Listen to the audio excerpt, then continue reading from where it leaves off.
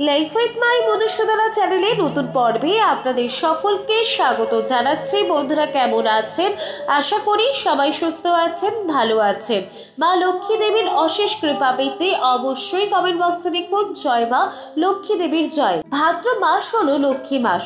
ভাদ্র মাসে একাধিকবার ব্রত পালন করা হয় আর ভাদ্র মাস বাঙালিদের কাছে অত্যন্ত গুরুত্বপূর্ণ একটি মাস। 2024 সালে 1431 বঙ্গাব্দে ভাদ্র মাস বাংলা পঞ্জিকা অনুযায়ী কবে থেকে কবে থাকছে, ভাদ্র মাসে কি কি কাজ করা উচিত, কি কি কাজ করা একেবারেই উচিত নয়, ভাদ্র মাসে কি কি খাওয়া যায়, কি কি খাওয়া যাবে না, সবটাই জানবো এই ভিডিও থেকে। ভিডিওতে যাবার আগে লাইফ উইথ মাই মধুসূদনা চ্যানেলকে সাবস্ক্রাইব করুন, লাইক কমেন্ট শেয়ার করুন, ধার্মিক হয়ে নোটিফিকেশন ঘন্টাটা বাজিয়ে দিন।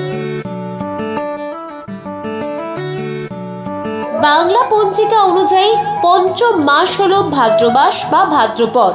শাস্ত্রমতে শ্রাবণ মাস যেমন ভগবান শিবের প্রিয় মাস, তেমনি ভাদ্র মাস শ্রীকৃষ্ণের প্রিয়। এটি আবার পবিত্র চতুর্মাসের দ্বিতীয় মাস। এই মাসে ভগবান শ্রীকৃষ্ণ ও তার জ্যেষ্ঠ ভাই বলরাম এবং কৃষ্ণ প্রিয়সী শ্রী রাধিকা জন্মগ্রহণ করেছিলেন। এই কারণে এটি ভগবান শ্রীকৃষ্ণের অত্যন্ত প্রিয় মাস। ভাদ্র মাসে অধিপতি গ্রহ হলো চন্দ্র। বেদ এবং পুরাণে ভাদ্র মাসের সঙ্গে জড়িত খাওয়া দাওয়া ও পূজা অর্চনা সংক্রান্ত বিশেষ নিয়ম সম্পর্কে জানানো হয়েছে। এই নিয়মগুলি ভাদ্র মাস জুড়ে কোনো ব্যক্তি যদি পালন করতে পারে, তার উপর ভগবান বিষ্ণু ও মাতা লক্ষ্মী দেবী প্রসন্ন হবেন, তাদের আশীর্বাদ বর্ষণ করবেন। তাই ভাদ্র মাসে কি কি কাজ করা উচিত, কি কি কাজ করা উচিত না, কি কি কাজ করতে নিষেধ করা হয়েছে শাস্ত্রে, সবটাই জানবো এই ভিডিও থেকে। ভাদ্র মাস হলো শূন্য মাস। প্রাচীন কৃষি সভ্যতায় এই মাসে ধান কাটা হতো বলে এই সময় কোনো কাজ করা হতো না। সেই কারণেই ভাদ্র মাসে কোনো প্রকার মাঙ্গলিক কাজ করা যায় না। মাঙ্গলিক কাজ অর্থাৎ বিবাহ, গৃহপ্রবেশ, নতুন ব্যবসা আরম্ভ করা ইত্যাদি কোনো শুভ কাজ করা উচিত নয়। 2024 সালে 1431 বঙ্গাব্দে ভাদ্র মাস 31 দিনে হতে চলেছে। 18 আগস্ট 2024 থেকে বাংলার ভাদ্র মাস শুরু হবে। 17 সেপ্টেম্বর 2024 পর্যন্ত থাকবে বাংলার ভাদ্র মাস। 2024 সালে 1431 বঙ্গাব্দে ভাদ্র মাসে একাধিক উৎসব পালিত হবে। ভাদ্র মাসে পড়ছে রাখি পূর্ণিমা 19 আগস্ট 2024, 2রা ভাদ্র 1431 সোমবার। শ্রীকৃষ্ণের ঝুলন যাত্রা সমাপ্ত 19 আগস্ট 2024, 2রা ভাদ্র 1431 সোমবার।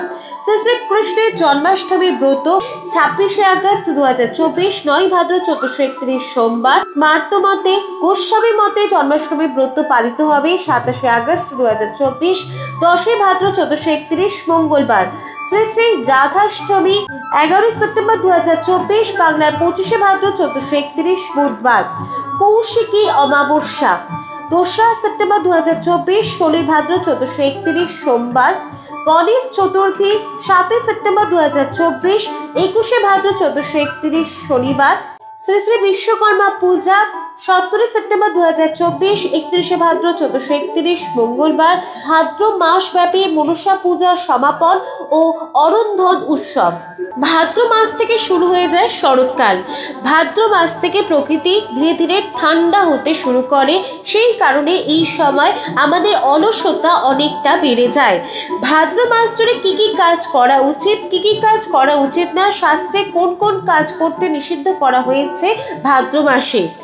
ভাদ্র মাসে কি কি কাজ করবেন?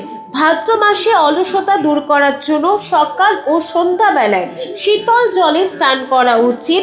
স্নানের জলে গোমূত্র মিশিয়ে স্নান করলে সমস্ত রকম পাপ দূর হয় বলে বিশ্বাস। ভাদ্র মাস জুড়ে দুবেলা স্নান করলে রক্তচাপের সমস্যা অনেকটা হ্রাস পায়। ভাদ্র মাসে সকালে স্নান করার পর ভগবান গণেশের পূজা করতে হবে। দক্ষিণাবর্তী শঙ্খ দিয়ে নারুগোপালের প্রতিমার অভিষেক করতে হবে। এরপর তাকে মাখন মিজরি ভোগ অর্পণ করতে হবে। সমস্ত ভোগের উপর তুলসী পাতা অবশ্যই দিতে হবে। এই সময় গোপালকে আপনি মিশিয়ে দুধ অর্পণ করতে পারেন। এই প্রসাদগুলি সবার মধ্যে বিতরণ করতে হবে। এই ভাদ্র মাস জুড়ে ভগবান কৃষ্ণকে হলুদ রঙের বস্ত্র বেশি পরাতে হবে। এই মাসে ওম ক্লিং কৃষ্ণায় নমঃ এই মন্ত্রটি উচ্চারণ করা উচিত। এই মাসের সমস্ত আচার অনুষ্ঠান পালন করা উচিত। এই আচার অনুষ্ঠানের দিন কোনোভাবেই আমিষ জাতীয় দ্রব্য খাওয়া উচিত নয়। ভাদ্র মাস হলো লক্ষ্মী মাস, কারণ হলো ভাদ্র মাসে ধান লক্ষ্মী পূজা অনুষ্ঠিত হয়।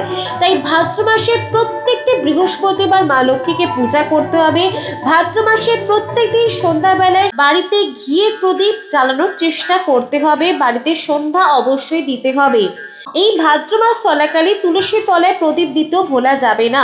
প্রত্যেকদিন তুলসী তলায় প্রদীপ দিতেই হবে। ভাদ্র মাসে লক্ষ্মী পূজার দিনগুলিতে মাকে লাল ফুল ও সাদা ফুল দিয়ে পূজা করতে হবে। ভাদ্র মাসে কোনোভাবেই কোনো মাঙ্গলিক কাজ করা উচিত নয়।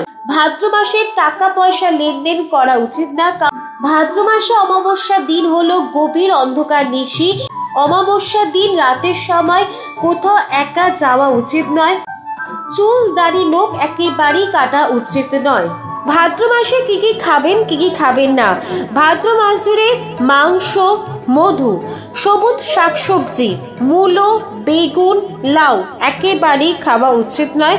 মনে করা হয় এই খাবারগুলি খেলে শারীরিক অসুস্থতা দেখা দেয়।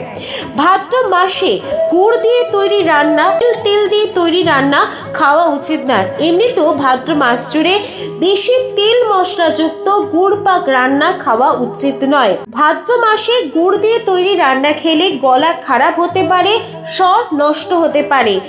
ভাদ্র মাসে দই খাওয়া একেবারে উচিত নয়। সাদা দই ভাদ্র মাসে খেতে নেই। অনেক জায়গায় বলা হয়েছে ভাদ্র মাসে তিল তেল যেমন খাওয়া যায় না, তেমনি ভাদ্র মাসে নারকেল তেলও খাওয়া উচিত নয়। ভাদ্র মাসে যে খাবারগুলি একেবারেই খাওয়া উচিত নয় সেটি হলো সাদা দই এবং লাউ একেবারেই খাওয়া উচিত নয়।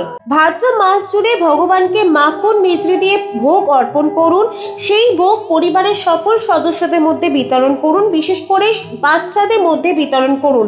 মনে করা হয় ভাদ্র মাস জুড়ে মাখন মিছরি খেলে বাচ্চাদের মধ্যে শক্তি বৃদ্ধি পায়। লাইফ উইথ মাই মধুসূদনা চ্যানেলের সঙ্গে থাকার জন্য অনেক অনেক ধন্যবাদ।